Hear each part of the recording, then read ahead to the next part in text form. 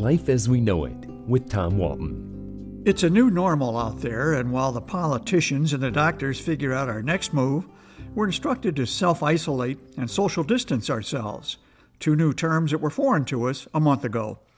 Every day brings a new and disturbing revelation. Our lives are moving faster than a sneeze missed. We have seen the foreseeable future, and we hate it. You couldn't go down to the corner bar if you wanted to. They've still got beer, but they can't let you in. Part of me wants to go somewhere to buy a case of Corona Light just to help those boys at the brewery. After all, they bear no responsibility for this mess. But that would require going out into the world, and the germ police don't want guys my age doing that. So here's the problem. Unless you are good with your hands and like to make things in the garage, or unless you're excited about hunkering down for 3 hours of Monopoly, you're stuck with your television.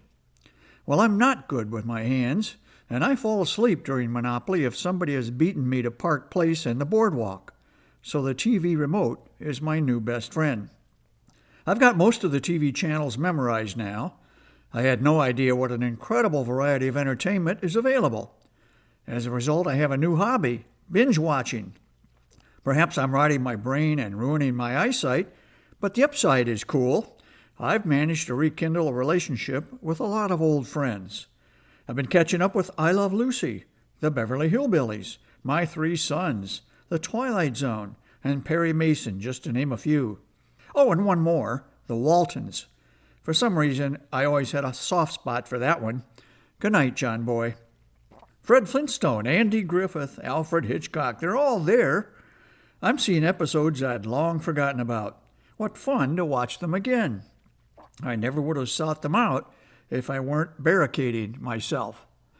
Here's another fun activity. Scroll through the channel guide until you find Titanic and watch it for the 34th time.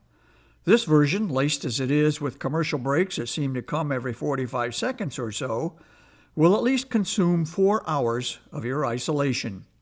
The film always ends badly, but I like Leo and Kate, so I endure the emu that's trying to sell me car insurance. Don't get me started on the commercials, especially the turkey that's trying to quit smoking. Just quit, okay? I want to grab that turkey by his turkey neck and remind him he's got a lot to live for. Well, at least until Thanksgiving. While channel surfing the other day, I watched a cartoon in which SpongeBob SquarePants demonstrated how to wash one's hands. I'm getting clinical advice from a sponge. I was relieved to discover that I'm doing it correctly, so a big shout out here to Mr. SquarePants. Finally, a couple of important reminders. If you're the lucky person who got that last bottle of hand sanitizer from Kroger, do not hide it from your spouse. That's grounds for divorce in several states. Remember your social distancing, too. 6 feet is 6 feet. Only one of you gets the couch, okay? And please, don't forget to wipe down the remote. You don't know where that remote has been. Life as We Know It is written and hosted by Tom Walton and is a production of WGTE Public Media.